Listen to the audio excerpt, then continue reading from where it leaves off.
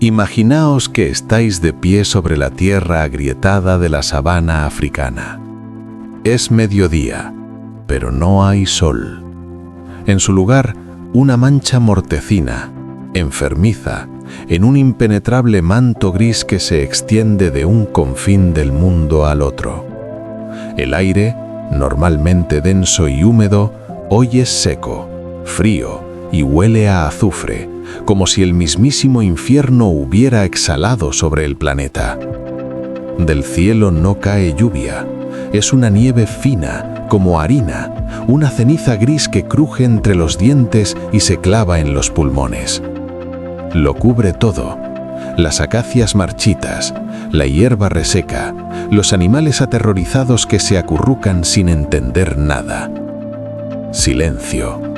Ese silencio atronador que sigue a una catástrofe. Los pájaros no cantan, las cigarras callan. El mundo se ha detenido. No es un eclipse, no es un cambio de estación. Es algo mucho peor. Es el fin del mundo tal y como lo conocían vuestros ancestros.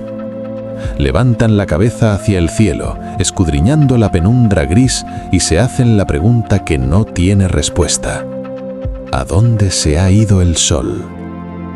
No saben que el enemigo que ha robado su mundo se encuentra a 10.000 kilómetros de distancia.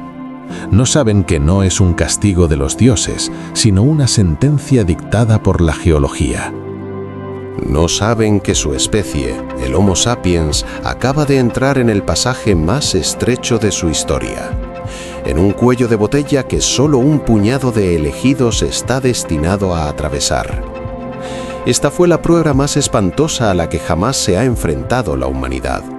Y para comprender cómo un minúsculo grupo de personas pudo sobrevivir al apocalipsis y repoblar el planeta, necesitamos rebobinar el tiempo. A un mundo como era antes de que el cielo se desplomara sobre la tierra, a un mundo que era un auténtico paraíso. Hace 75.000 años, el planeta Tierra se encuentra en los brazos de una nueva edad de hielo, pero que esta palabra no os lleve a engaño. El hielo solo atenazaba las latitudes del norte, convirtiendo a Europa en un análogo de la tundra actual. Pero la cuna de la humanidad, África, prosperaba. No era la sabana reseca que imaginamos hoy. Imaginaos el Sáhara cubierto no de arena, sino de hierba frondosa y lagos del tamaño de países enteros.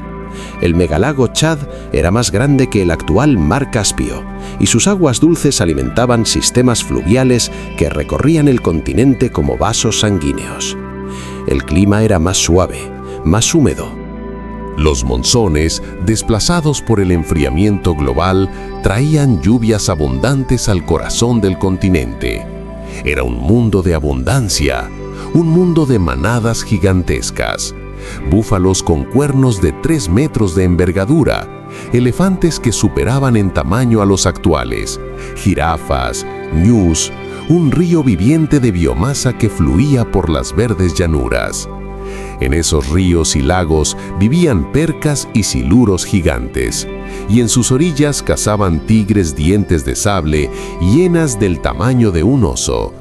El planeta era generoso, y en la cima de esta compleja pero estable pirámide alimenticia se encontraba una especie que apenas comenzaba a ser consciente de su poder: el Homo sapiens, nuestros antepasados directos. No eran muchos, quizás unos cientos de miles en todo el continente, pero eran los dueños de este mundo. Vivían en pequeños pero unidos grupos de cazadores-recolectores, y nada parecía presagiar la catástrofe. Su mundo era estable, comprensible y eterno, pero no sabían que el tiempo geológico funciona con otras leyes. Mientras en África florecía la vida, al otro lado del planeta, bajo la paradisíaca isla de Sumatra en Indonesia, el reloj del juicio final avanzaba. En las profundidades de la corteza terrestre, allí donde la placa indo-australiana se desliza lentamente, centímetro a centímetro, bajo la euroasiática, se gestaba una catástrofe de escala planetaria. Roca fundida del manto, enriquecida con agua y gases volátiles, se acumulaba en una burbuja gigantesca, una cámara magmática del tamaño de la isla de Mallorca. La presión creció durante milenios. La roca se fundía, convirtiéndose en un magma riolítico, viscoso y saturado de gas. La superficie de la Tierra sobre esa caldera infernal se hinchaba lentamente, elevándose cientos de metros, pero el proceso era demasiado lento para que nadie lo notara. El escenario para la mayor tragedia en la historia de nuestra especie estaba listo. Solo faltaba que sonara la última campana. Miradlos de cerca, a estas personas, al borde de la eternidad. No son las bestias encorvadas y cubiertas de pelo de los viejos libros de texto. Sus cuerpos son casi indistinguibles de los nuestros. Altos, erguidos, con la piel oscura para protegerse del feroz sol africano. Pero su arma principal, la obra maestra de ingeniería de la evolución, está oculta dentro del cráneo, un cerebro de casi 1,5 litros. No es solo un órgano, es un universo entero. Es capaz de hacer lo que ninguna otra criatura del planeta puede. Puede mirar al pasado y planificar el futuro. Puede transmitir ideas complejas a través del lenguaje. Puede crear herramientas no solo de piedra, sino de la propia materia del pensamiento. Mirad sus manos, dedos capaces de las manipulaciones más finas, creando útiles que nos parecen primitivos, pero que en su tiempo eran la cima de la tecnología. Ya no son los toscos cantos tallados de la cultura oldubayense, son herramientas compuestas y complejas, láminas de piedra finas y afiladas, microlitos, que insertaban en mangos de madera o hueso, creando lanzas con puntas dentadas, cuchillos, raspadores. Aprendieron a trabajar la piedra no solo golpeándola, sino calentándola, haciendo el sílex más maleable. Esto ya no es instinto, es física, es ciencia. Su superpoder es la cooperación. Un humano solo es vulnerable, pero un grupo de 20 cazadores coordinados, armados con lanzas y conociendo el comportamiento de los animales, puede acorralar y matar incluso a un búfalo gigante. Se comunican, trazan planes, distribuyen roles. Uno distrae, otro asesta el golpe, un tercero corta la retirada.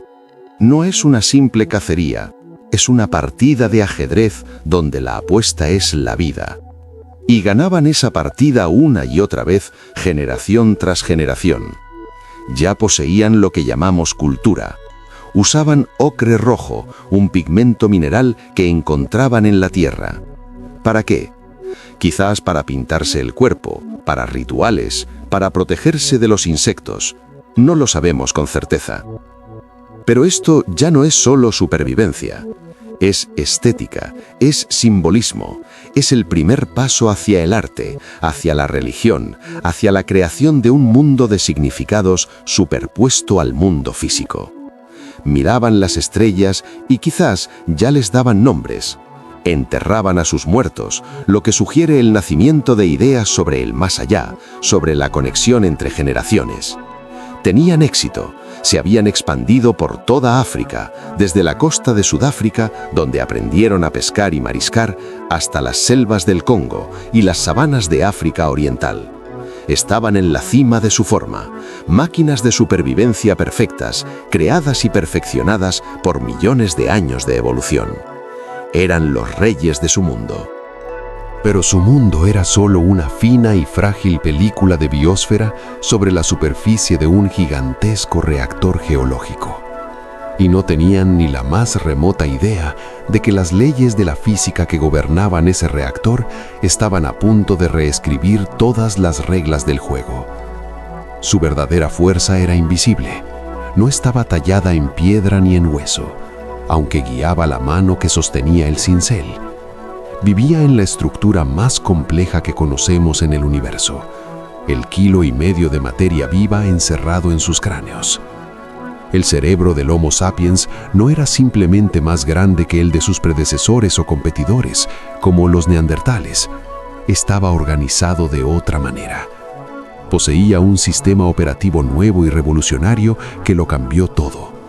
La actualización clave de ese sistema fue la capacidad de pensamiento abstracto. El ser humano aprendió a pensar en lo que no estaba aquí y ahora. Podía recordar cómo era el sendero hacia el abrevadero el año pasado. Podía imaginar hacia dónde iría la manada de antílopes mañana.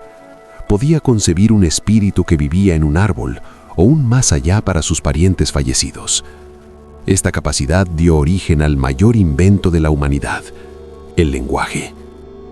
No un simple conjunto de señales de peligro o comida, como en otros animales, sino un complejo sistema de símbolos capaz de transmitir una cantidad infinita de información sobre el mundo. Con el lenguaje, una persona podía transferir a otra toda su experiencia vital. Un cazador anciano, que ya no podía correr, podía contarles a los jóvenes dónde era mejor tender una emboscada durante la estación seca, cómo el viento delataría su olor y qué grito emitía una bestia herida. El conocimiento dejó de morir con su portador. Empezó a acumularse, transmitiéndose de generación en generación, como una llama invisible. Nació la memoria colectiva, la cultura. Esta red neuronal que conectaba las mentes de individuos en una única supermente les dio la ventaja decisiva. Podían coordinar las acciones de decenas de individuos unidos por una historia inventada en común, un objetivo compartido. Podían tejer un sólido tejido social a partir de lazos de parentesco, obligaciones, mitos y rituales, lo que permitía a sus grupos ser más grandes y cohesionados que los de cualquier otra especie de homínido. Fue precisamente esta capacidad de crear realidades imaginadas, dioses, espíritus, leyes tribales, lo que les permitió superar el límite biológico del tamaño de la manada y crear sociedades. Y esta misma fuerza generó una explosión tecnológica, porque cada herramienta es una idea materializada. Para crear una lanza compleja, primero hay que imaginarla, luego planificar la secuencia de acciones, encontrar un árbol adecuado para el asta, otra piedra para la punta, resina como pegamento, tendones para las ataduras. Es un proyecto de múltiples pasos que exige previsión y paciencia. Dominaron la técnica Levois, un método complejo de tallar piedra en el que el artesano primero prepara un núcleo con una forma específica y luego, de un solo golpe preciso, extrae una lasca o punta perfecta. Esto requería una inteligencia y una imaginación espacial extraordinarias. Los arqueólogos que han intentado replicar esta técnica tardan meses en aprenderla, y nuestros antepasados lo hacían junto al fuego, transmitiendo la maestría a sus hijos. Este poder cognitivo les permitía adaptarse a cualquier entorno. No eran solo una especie biológica, se convirtieron en una especie tecnológica. ¿Frío? Aprendieron a coser pieles con agujas de hueso. ¿Poca caza mayor? Inventaron trampas para animales pequeños y aprendieron a pescar. Eran solucionadores de problemas universales. Y la prueba principal de su frágil triunfo reside en nuestro propio código genético.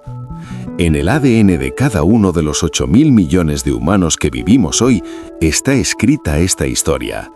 Paradójicamente, nosotros, la especie de grandes mamíferos más numerosa del planeta, poseemos una diversidad genética asombrosamente baja.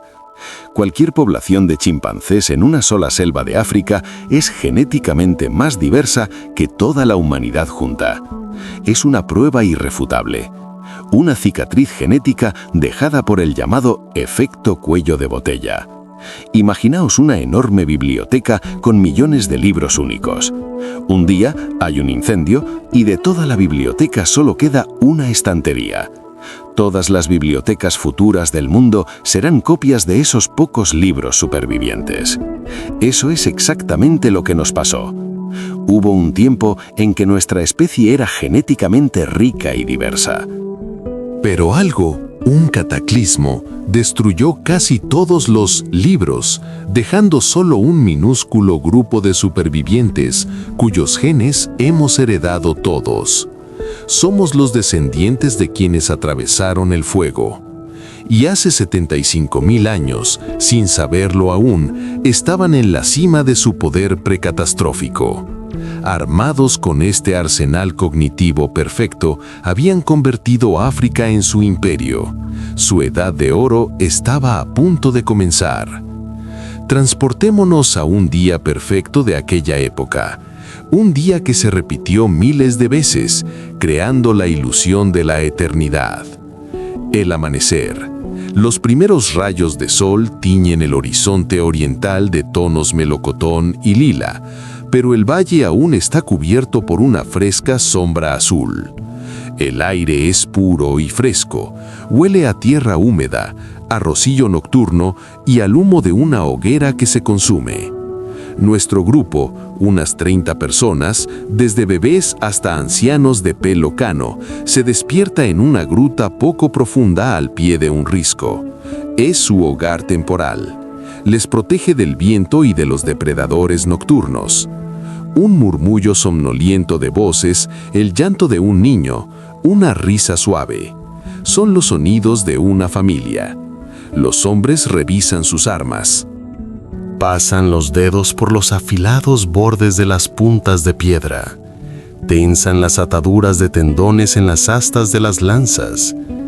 Sus movimientos son pausados, llenos de confianza. Discuten el día que empieza. Su lengua es una melodía compleja de consonantes de chasquido, sonidos guturales y vocales suaves. No hablan de trabajo, hablan de la vida. Las mujeres avivan las brasas del fuego, preparando un desayuno frugal. Raíces asadas recolectadas el día anterior, restos de carne. Los niños juegan a la entrada de la gruta. Sus juegos son un ensayo de la vida adulta. Los chicos lanzan pequeños dardos al tronco de un árbol. Las chicas muelen ocre entre dos piedras, imitando a sus madres. El sol se eleva, inundando el valle de luz dorada. Abajo, en la llanura, pasta una manada de búfalos gigantes. Sus lomos oscuros son como rocas en movimiento en un mar de hierba alta. Los cazadores salen. No es una incursión furiosa, es una operación calculada. Se mueven en silencio, agachados, usando cada arbusto, cada pliegue del terreno para ocultarse. Los guía el más experimentado. Lee la tierra como un libro abierto. Aquí una huella fresca, allá la hierba aplastada, más allá excrementos que indican cuánto hace que pasó la manada.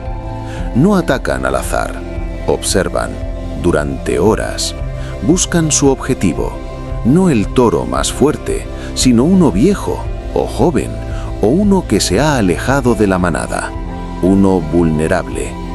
Finalmente, la elección está hecha. La señal. El grupo se divide.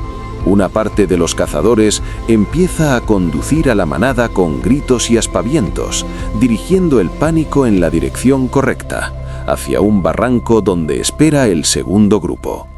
El plan funciona. El búfalo elegido, en la confusión, se separa del resto y corre directo a la trampa. Las lanzas vuelan al unísono, golpes precisos y mortales en el costado, en el cuello.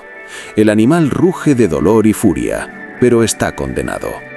No es una matanza por crueldad, es un acto sagrado que asegura la supervivencia del clan. Mientras los hombres despiezan la presa, las mujeres y los niños se dedican a otra tarea no menos importante. Son la enciclopedia viviente de este mundo. Saben qué raíz es comestible y cuál es venenosa, qué baya cura el estómago y cuál provoca fiebre. Desentierran tubérculos nutritivos, recogen frutos, huevos de aves e insectos comestibles. Sus cestas, tejidas con hierba, se llenan lentamente. Para ellos este mundo es un jardín generoso, solo hay que saber dónde y cuándo recoger sus frutos. La tarde. El grupo se reúne de nuevo junto a una gran hoguera. En el aire flota un olor denso y enloquecedor a carne asada. Es tiempo de festejo, tiempo de reparto. Cada uno recibe su parte, según su estatus y su contribución. Nadie se quedará sin nada. Es la ley. Después de la comida, llega la hora de las historias. El anciano, cuyo rostro es un mapa de arrugas, cuenta relatos de los ancestros, de la creación del mundo, de las travesuras de los espíritus embaucadores. Su voz hipnotiza. No habla con palabras, pinta imágenes en la imaginación de sus oyentes. Los niños, con los ojos como platos, absorben la sabiduría de la tribu. Aprenden por qué no se puede ir a aquel desfiladero después del atardecer y cómo la luna afecta a las mareas. Es su escuela, su universidad. El cielo sobre ellos es de un negro aterciopelado, salpicado de tantas estrellas que un humano moderno no podría ni imaginar. La Vía Láctea no es una franja nebulosa, sino un río brillante y resplandeciente. Son parte de este cosmos, viven en armonía con los ritmos del planeta, con los ciclos del día y la noche, con la llegada y la partida de las lluvias. Su vida es dura, predador inteligente y una naturaleza generosa existiría para siempre. Pero este mundo ideal descansaba sobre unos cimientos que ya habían empezado a agrietarse. A miles de kilómetros de distancia, en las profundidades de la corteza terrestre, la presión había alcanzado un punto crítico. El reloj del juicio final había comenzado su última y más rápida vuelta. Las primeras señales fueron casi imperceptibles. No un estruendo y llamas, sino un susurro silencioso y ominoso. Los animales lo sintieron primero. En Indonesia, en las islas que rodeaban el futuro epicentro, los elefantes y los monos empezaron a mostrarse inquietos, abandonando sus territorios habituales para adentrarse en el interior. Los pájaros se congregaban en bandadas enormes y caóticas. En las profundidades, los peces se alejaban de la costa. Eran vibraciones infrasónicas y microseísmos, invisibles para los humanos, que presagiaban la fractura de la corteza. Pero incluso en África, al otro lado del Océano Índico, algo había cambiado. El orden habitual empezaba a fallar. El sol era diferente. Salía y se ponía en una paleta de colores extraña, de una viveza enfermiza. El cielo al atardecer ardía con tonos de violeta y carmesí que los ancianos no recordaban haber visto en toda su vida. Durante el día, a veces aparecía un tenue halo alrededor del disco solar, como si el mundo los mirara a través de un cristal empañado. Eran las primeras emisiones de gases volcánicos, principalmente dióxido de azufre, que habían alcanzado la estratosfera y comenzado su lento viaje alrededor del planeta. Partículas microscópicas de aerosoles de sulfato dispersaban la luz solar, creando estos espeluznantes efectos ópticos. Para la gente, era un mal presagio. El cielo, su eterno calendario y brújula, les estaba mintiendo. Luego empezaron los problemas con el clima. Los monzones, que durante siglos habían llegado con puntualidad, se volvieron impredecibles. O las lluvias no llegaban, condenando la tierra a la sequía, o caían en chaparrones breves y furiosos que arrastraban el suelo y provocaban inundaciones. La temperatura empezó a descender, de forma casi imperceptible pero constante. Las noches se volvieron más frías. Las plantas, sensibles a los cambios más mínimos, fueron las primeras en reaccionar. Algunas dejaron de dar fruto en su época habitual, otras simplemente se marchitaron. Los animales que dependían de esas plantas cambiaron sus rutas migratorias. La caza, antes una fuente fiable de alimento, se convirtió en una lotería. Las manadas que siempre se encontraban en un valle concreto en una estación determinada simplemente no aparecían. La ansiedad comenzó a filtrarse en la vida cotidiana. La gente miraba al cielo buscando una explicación. Los chamanes realizaban rituales, invocando a los espíritus de los ancestros, suplicándoles que devolvieran el equilibrio al mundo. Pero los espíritus callaban. Su enemigo no pertenecía al mundo de la magia, pertenecía al mundo de la física. Echemos un vistazo bajo tierra, al corazón de la tormenta que se avecinaba. La cámara de magma bajo Toba era colosal. Decenas de kilómetros de ancho, varios de espesor. Imaginaos una caldera gigante con una masa fundida de silicatos, viscosa como la miel espesa, calentada a 1000 grados. Y esa masa estaba sobresaturada de gases, vapor de agua, dióxido de carbono, azufre. Todo ello contenido por la monstruosa presión de las rocas superiores. Pero la presión seguía aumentando. Nuevas porciones de magma desde abajo alimentaban la cámara, estirándola como un globo. En un momento dado, el techo de esa cámara, una corteza terrestre de varios kilómetros de espesor, no pudo más.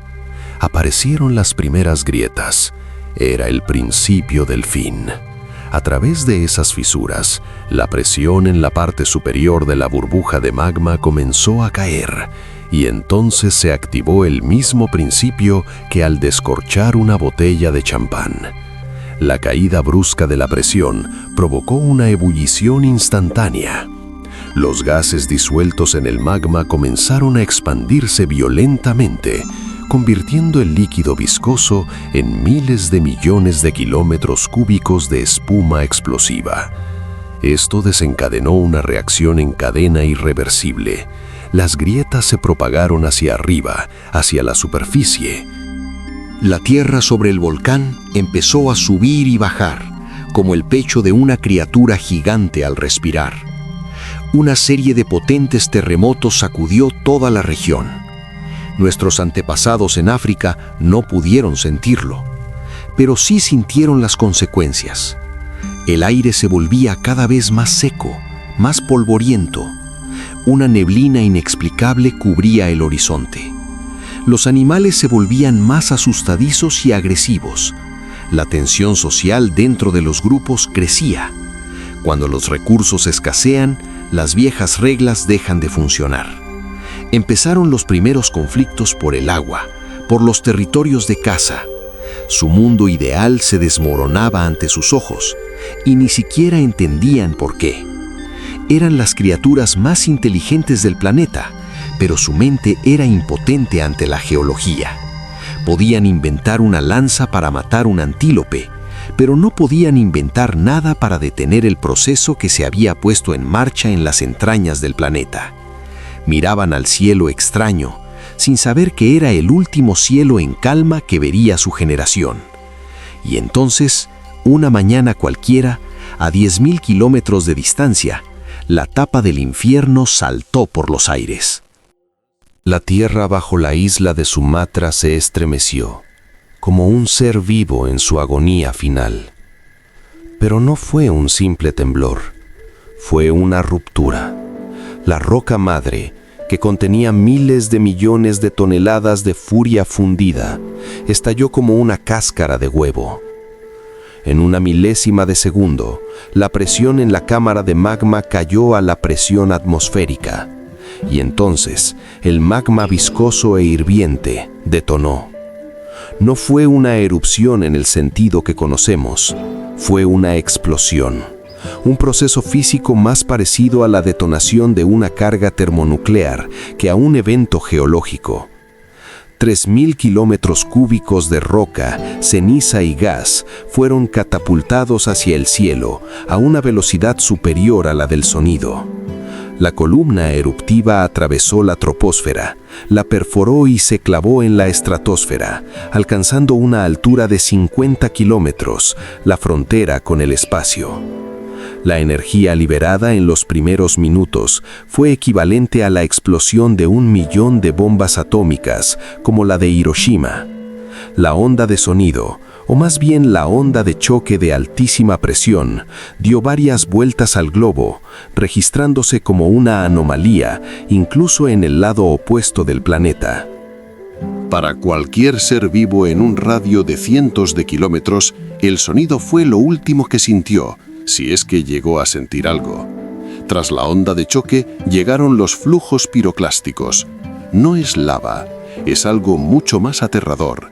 Imaginaos un huracán incandescente a 800 grados centígrados, compuesto de gases tóxicos, cenizas y fragmentos de piedra pómez, desplazándose sobre la superficie a la velocidad de un coche de carreras. Incineraba todo a su paso. Los bosques se evaporaban, los ríos hervían, la propia tierra se fundía, convirtiéndose en cristal. La isla entera de Sumatra y las áreas circundantes fueron esterilizadas en un instante. Pero esto fue solo la manifestación local de su ira. Mientras la tormenta de fuego devoraba Indonesia, la tierra sobre la cámara de magma vacía comenzó a hundirse. Un enorme fragmento de la corteza terrestre de 100 kilómetros de largo por 30 de ancho se desplomó, formando una depresión gigantesca, una caldera. En esa herida se precipitó inmediatamente el océano, provocando un megatsunami cuyas olas se estrellaron contra las costas de la India, la península arábiga y África. Pero el verdadero asesino, el arma de destrucción global, fue la ceniza. No la ceniza pesada que se depositó alrededor del volcán, sino las partículas microscópicas de polvo de sílice y vidrio elevadas a la estratosfera. Allí, a decenas de kilómetros de altura, fueron arrastradas por las potentes corrientes en chorro y transportadas alrededor del planeta. Una gigantesca nube negra, más grande que toda América del Norte, comenzó su viaje, ocultando el sol. Y ahora, volvamos a África, a nuestro grupo de cazadores. No oyeron la explosión, no vieron el fuego. Su apocalipsis llegó en silencio, en las alas del viento. Primero cambió la luz.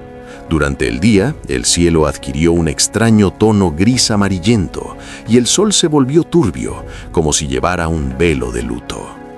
Luego, tras varios días o semanas, comenzó a nevar, una nieve gris y asfixiante de ceniza volcánica. Cayó durante días sin parar. Cubrió la tierra con una capa de varios centímetros, envenenó las fuentes de agua, convirtiéndolas en un lodo turbio con sabor ácido. Cubrió las hojas de las plantas, haciéndolas incomestibles para los herbívoros. Comenzó la hambruna. La hierba murió. Las manadas, sin alimento, empezaron a morir en masa o a huir en busca de pastos verdes que ya no existían. La caza se detuvo. Los pulmones de humanos y animales se llenaban de partículas de ceniza afiladas como cristales rotos, causando una tos agónica y hemorragias internas. Pero lo peor estaba por llegar.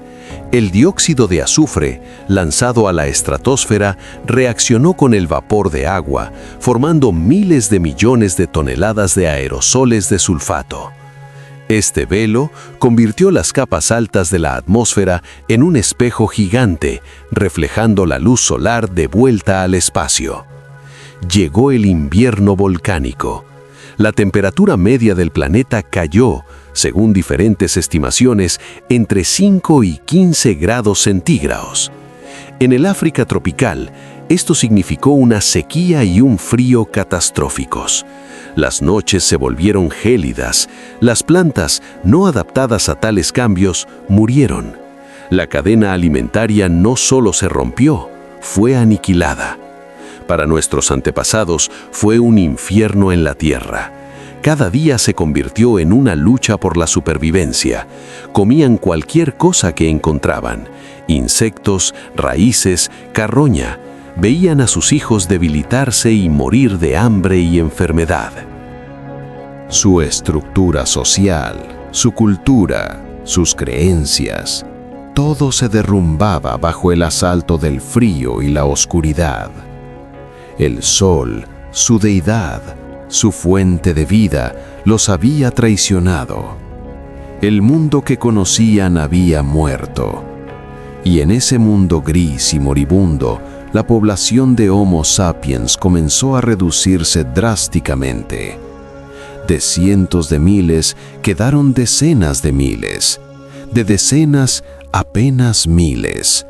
Fue la mayor extinción que nuestra especie ha experimentado jamás. Parecía que la humanidad, ese audaz experimento evolutivo, había llegado a su ignominioso final. Cuando el polvo comenzó a asentarse, la Tierra era irreconocible. Era un planeta extraño y desolado. Pero en ese silencio mortal, en una costa olvidada de Sudáfrica, alguien todavía avivaba las brasas de una hoguera. ¿Cómo sabemos todo esto? Nadie dejó testimonios escritos. Las piedras guardan silencio sobre los gritos de terror y desesperación. Esta historia fue sepultada bajo 74.000 años de tiempo geológico y tuvo que ser reconstruida pieza por pieza, como un detective investigando el caso más antiguo de la historia. La investigación no comenzó en tierra firme, sino en las profundidades del océano. Durante décadas, los oceanógrafos que estudiaban la historia del clima perforaron el fondo del Océano Índico, extrayendo largos cilindros de sedimentos compactados, los llamados testigos. Estos testigos son los anales del planeta. Cada milímetro equivale a cientos de años de historia. Y en casi todos los testigos, extraídos de un área inmensa, los científicos encontraron la misma anomalía: una capa clara y distintiva de ceniza volcánica, tefra. El grosor de la capa variaba. Cuanto más cerca de Indonesia, más gruesa era. El análisis químico de esta ceniza fue como tomar huellas dactilares. La proporción única de oligoelementos apuntaba inequívocamente a una fuente: el supervolcán Toba, en la isla de Sumatra. La datación de la capa dio la fecha exacta, aproximadamente 74.000 años atrás. Esta fue la primera prueba, una prueba de escala planetaria. Pero la ceniza solo evidencia la erupción. ¿Cómo demostrar que causó un invierno global? La respuesta esperaba a los científicos en los lugares más fríos del planeta, los casquetes polares de Groenlandia y la Antártida. Los glaciares son archivos perfectos de la atmósfera. Cada año, una nueva capa de nieve se compacta y se convierte en hielo, atrapando burbujas de aire antiguo y partículas de polvo. Perforar estos glaciares permite mirar al pasado con una precisión de años. Cuando los científicos llegaron a las capas correspondientes a la época de Toba, vieron algo asombroso. No encontraron mucha ceniza. Era demasiado pesada para llegar a los polos en grandes cantidades, pero descubrieron un pico colosal de ácido sulfúrico. La concentración de sulfatos era la más alta de los últimos 110.000 años. Ese era el escudo de aerosoles, el espejo que reflejó los rayos del sol. El hielo demostró de forma irrefutable que la catástrofe no fue regional, sino global, y que su principal arma no fue la oscuridad de la ceniza, sino el frío de una reacción química en la estratosfera. Geólogos y climatólogos habían probado el crimen, pero ¿quiénes fueron las víctimas? Para encontrarlas, hubo que recurrir a otra ciencia, la genética. A finales del siglo XX, los científicos que estudiaban el ADN mitocondrial que se hereda solo por línea materna, y el cromosoma Y, que se hereda solo por línea paterna, hicieron un descubrimiento impactante. Todas las personas de la Tierra, desde los aborígenes australianos hasta los habitantes de Nueva York, descienden de un grupo muy reducido de antepasados. Los cálculos basados en la velocidad de las mutaciones, los relojes moleculares, mostraron que la población de nuestros progenitores se redujo en algún momento a un nivel crítico, entre 2.000 y 10.000 individuos. Este es el famoso efecto cuello de botella. La genética demostró que la humanidad casi se extinguió, y el momento de este colapso coincidía perfectamente con la datación de la erupción de Toba. 3 pruebas independientes, del océano, del hielo y de nuestra propia sangre, apuntaban al mismo culpable. Pero quedaba la pregunta principal. Si casi todos murieron, ¿cómo y dónde logró sobrevivir alguien? La respuesta a esta pregunta la dio la arqueología. En cuevas de la costa de Sudáfrica, como Pinnacle Point y Blombos, los arqueólogos encontraron lo que buscaban: estratos de actividad humana ininterrumpidos. La gente vivió allí antes de Toba, durante el invierno volcánico y después.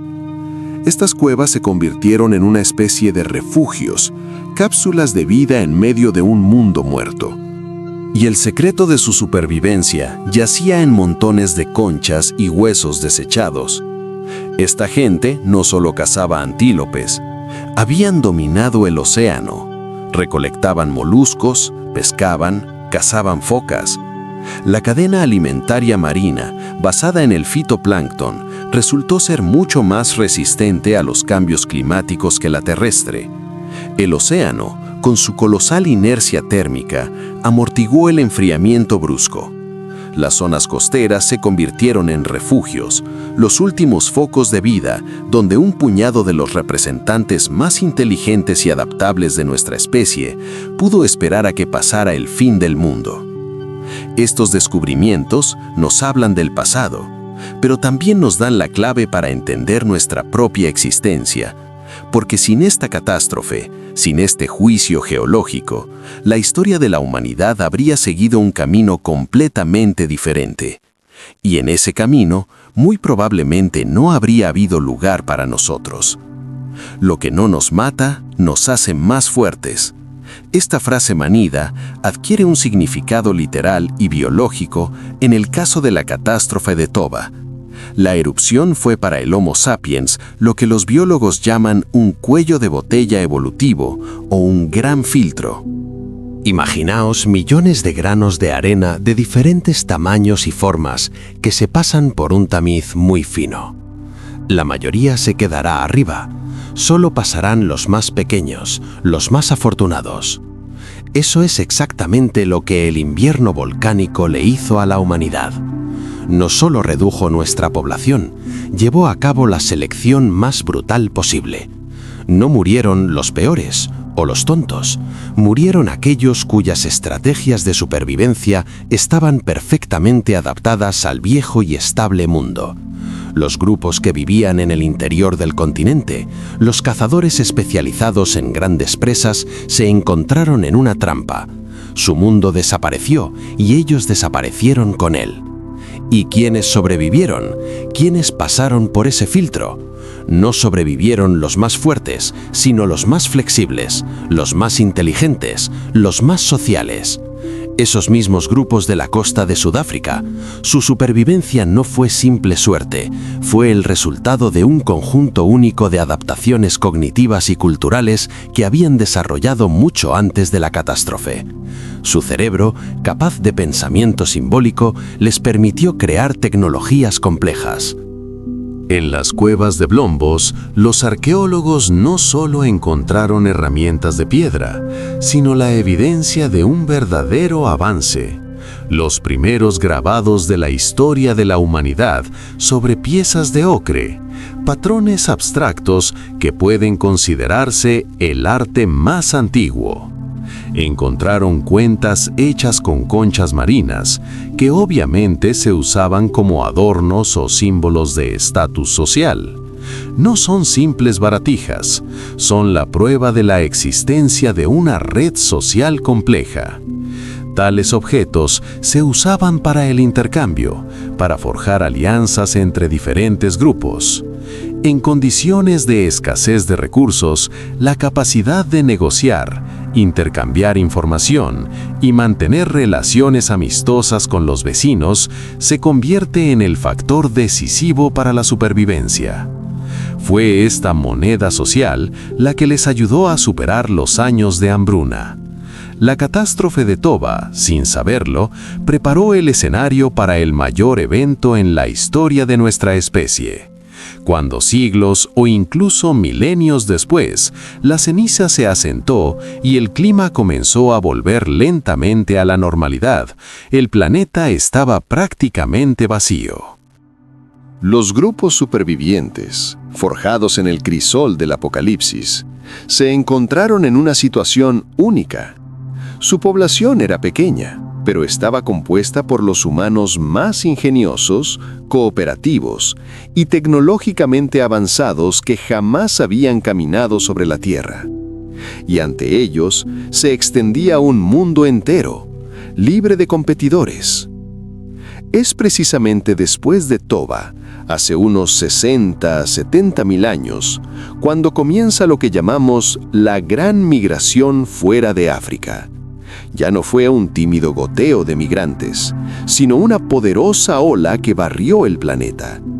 Armados con nuevas tecnologías, un lenguaje complejo y una gran capacidad de interacción social, estos descendientes de los supervivientes se trasladaron primero a Oriente Próximo, luego a Asia y Europa, donde se encontraron y finalmente desplazaron a otras especies humanas, como los neandertales y los denisovanos.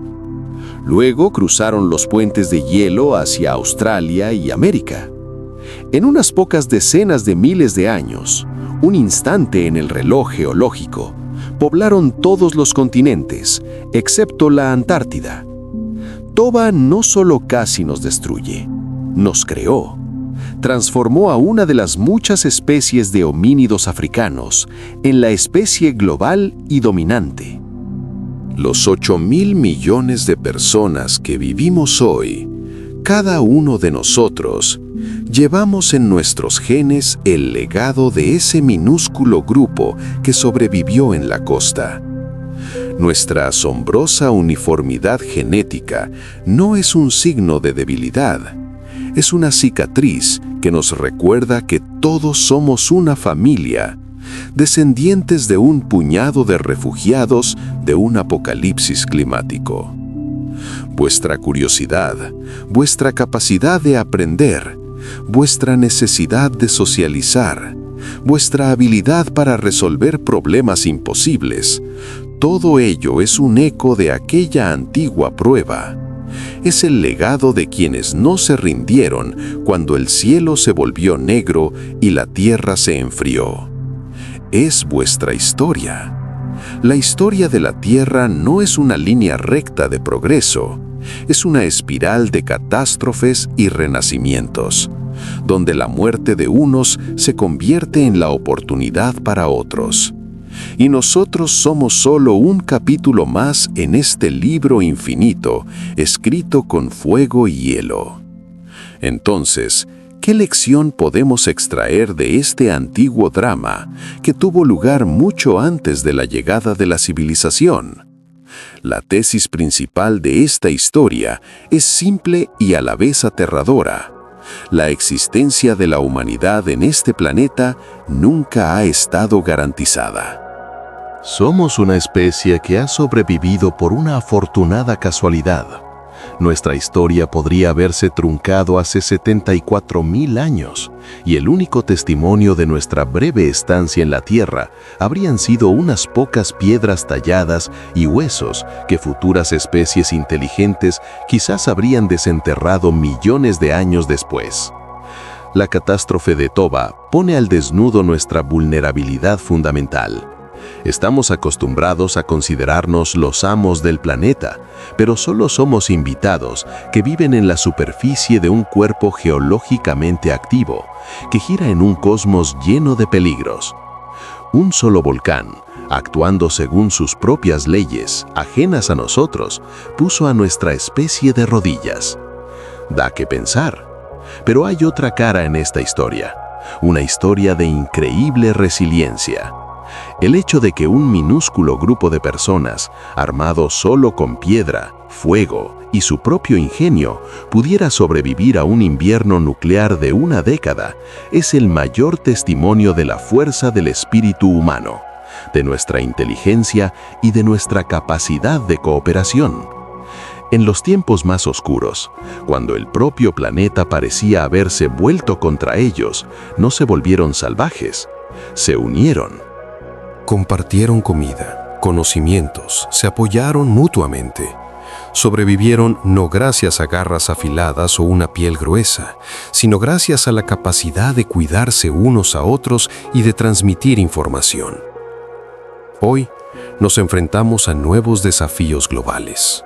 El cambio climático, la amenaza de pandemias, el agotamiento de los recursos, son nuestros supervolcanes modernos. Pero hay una diferencia clave. A diferencia de nuestros antepasados, que no entendían lo que les estaba pasando, nosotros sí lo entendemos. Tenemos la ciencia para predecir las amenazas, tenemos la tecnología para mitigar sus consecuencias y tenemos un sistema de comunicación global que nos permite coordinar los esfuerzos de toda la humanidad. La única pregunta es si seremos capaces de aprovechar estas ventajas. ¿Sabremos mostrar la misma sabiduría y cohesión que nuestros antepasados que sobrevivieron a orillas de un océano frío bajo un cielo negro? La historia de Toba no es solo un relato del pasado, es una advertencia y una fuente de esperanza para nuestro futuro. Nos recuerda que todos estamos en el mismo barco y que nuestra supervivencia no depende de lo fuertes que seamos individualmente, sino de lo inteligentes y unidos que estemos ante una amenaza común. ¿Qué creéis vosotros que ayudó más a los supervivientes? ¿Su inteligencia? ¿Sus lazos sociales? ¿O simplemente la suerte de estar junto al mar? Dejad vuestra opinión en los comentarios. Si este viaje al borde de la extinción y de vuelta os ha hecho ver la historia de nuestra especie de una forma nueva, dadle a me gusta. Es la mejor señal para nosotros de que estas historias merecen ser contadas. Y, por supuesto, suscribíos para no perderos nuestras próximas reconstrucciones de los grandes dramas del pasado. Porque la historia de la Tierra aún está lejos de terminar. Cuiden de vuestra especie. No tendremos otra.